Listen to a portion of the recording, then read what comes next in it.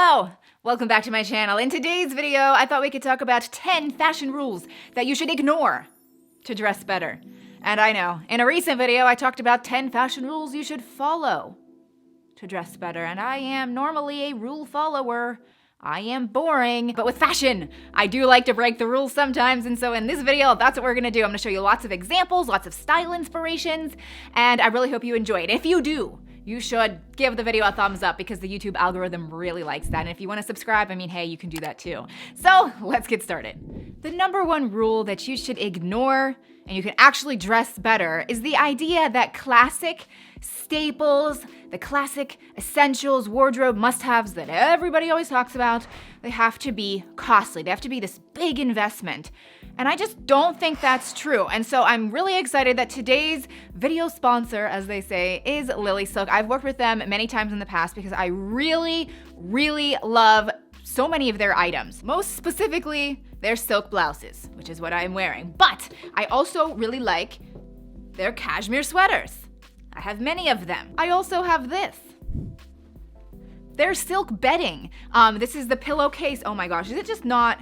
It just looks so good and it feels so good. So let me just tell you a little bit about silk and cashmere. So silk is kind of known as the queen of fibers. It is so silky and soft, as I'm sure many of you know, but Lily Silk is very known for having the highest quality grade 6A mulberry silk, but at a really, really good price. So basically there's many, many grades of silk out there and their fibers are very, very long and uniform, which makes their silk really, really high quality. And there's so many amazing benefits to silk. It's antibacterial, it is antimicrobial, so it's really, really good for people that are allergic, which is why a lot of people actually like it for their bedding and their pillowcases because it's moisture wicking, it's really cool to the touch, it's really good for your skin as well, so some people really like it to prevent wrinkles. There's just so many benefits, but this is a fashion channel, so I wanted to talk about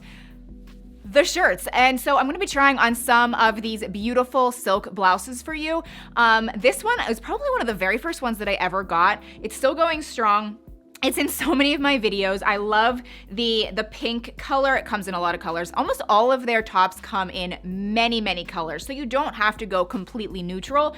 But this pearl detail to me really gives it an expensive look, just kind of like this navy blouse that I'm wearing. I love how it's kind of like a classic button-down blouse, but there's pearl button details, so it kind of makes it look a lot more expensive than it really is. And then if you do want to go more classic, you could get like just a white button down. I really love this blouse. It's a white blouse that kind of ties. I have it in navy and white. But let's also talk about cashmere. So cashmere is so soft. It's actually 2 to 3 times warmer than wool.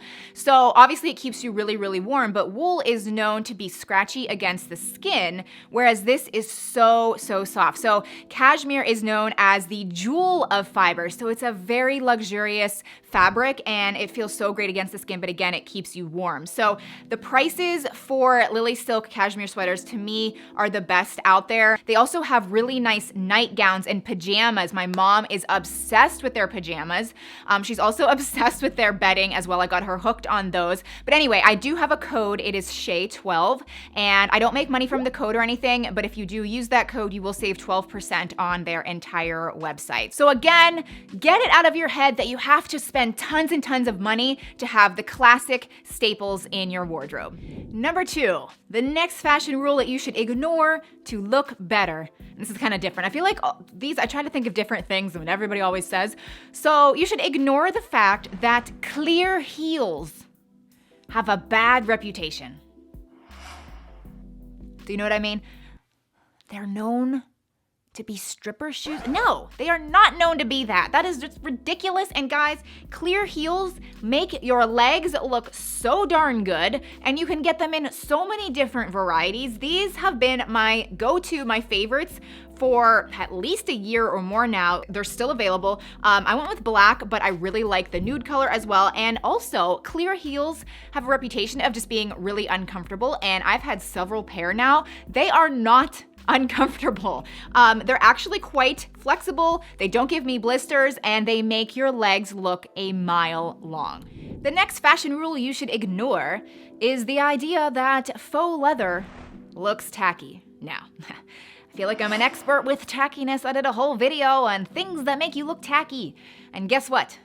Faux leather was not included because it doesn't make you look tacky. In fact, faux leather has come a long way. Half the time, people can't even tell what's real leather and what's faux leather. So I don't even want to get into the debate of, we could go deep on what's right and what's wrong. I don't even know. But what I do know is faux leather is so nice. Also, coming back to my number one point, it doesn't have to be extremely costly because faux leather isn't costly, and yet nobody will know the difference. The next rule that you should totally ignore is the idea that you are a size.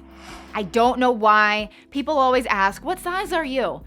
I don't freaking have a clue what size I am. Sometimes I'm an extra small, sometimes I'm a small, sometimes I'm a medium, sometimes I'm a 7 size shoe, other times 7.5, sometimes an 8, a 37, a 38, 39. I don't even know what size I am. I understand it's in existence to kind of get an idea of what you are, but some people get so hung up on the number, they get upset if it's too high of a number, or it's like a big happy surprise, like, oh my gosh, I can't believe this is a low number. And it's just, every single brand is so incredibly different that sometimes I literally will order 2 of the same thing, fully aware that I have to return one of them, but that way I get the best piece of clothing or the best shoe for me. The next rule, definitely ignore this, okay? It's the idea that you cannot mix metals. I am so adamant about mixing metals, and it all started with my rings because, and I feel like a lot of times it starts with people's rings because usually, not everybody, some people get married, they get an engagement ring, and at the time, whatever's in style during that time, they'll go with white gold or yellow gold. At the time I was engaged, it was all the rage to get white gold. And I feel like that kind of sets a precedence in people's minds, which I think, again, you should ignore, that for the rest of your life, everything has to be silver.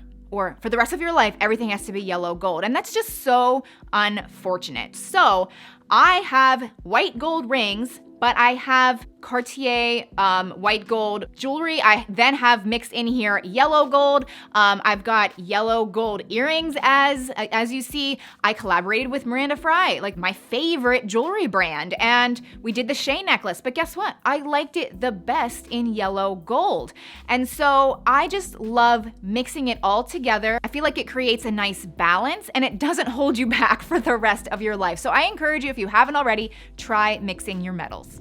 Now, going along a similar line, there's also a rule out there that insists that you match your belt to your handbag. And again, crossing this out, I do not think that you should have to mix your belt with your handbag. In fact, I honestly feel like it's a little too matchy-matchy. I'm not saying you should wear a black belt and specifically look for a brown bag and really try to mess it up. I'm just saying it's not something that you should pay attention to heavily. And I feel like when things are a little not matched, it actually looks a little bit better. Another rule to totally ignore is this weird thing that high-waisted jeans are unflattering. I can't tell you how many comments I get. It's weird. I get both sides. I get some people talking about how much they love mom jeans and high-waisted jeans, and then I get other comments saying, ugh, it looks so bad. And it's like, have you really looked at the difference? I mean, really, have you looked at the difference? Because I don't know what planet people are on. High-waisted jeans make your butt, your hips, your whole area look darn good. Alrighty, so now we're gonna get into some rules that you have definitely heard before. They have been beat into your head, and we're gonna beat them out. And that would be no whites after Labor Day, and no white shoes either. And no. Wear the darn white anytime you want. Wear the white denim, wear the white shoes. It looks so good. White is such a good color. I realize whites come with stains sometimes, but there's also bleach. But white is just such a nice color. It's so classic. It's so sophisticated. It makes your whole look elevated, more expensive, as they say. It's just such a good color, and it's really sad that there's this tiny little time frame when people think that they can wear it. Just wear it all the time. Navy and black don't go together. We're nixing that too, because that is false. It's false information.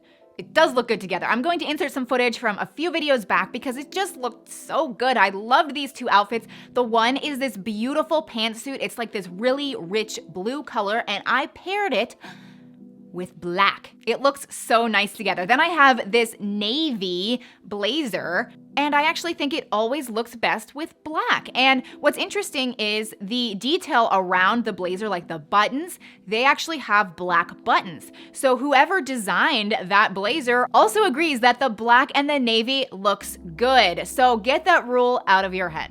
Okay, so we're on to my favorite rule to break. Can you guess what it is? I do it all the time. Okay, I won't leave you in suspense, but even my favorite handbag is doing it. Can you see? It's mixing blacks and browns. I know, I really like it. It looks good. Just get the rule, just put it away. It's over.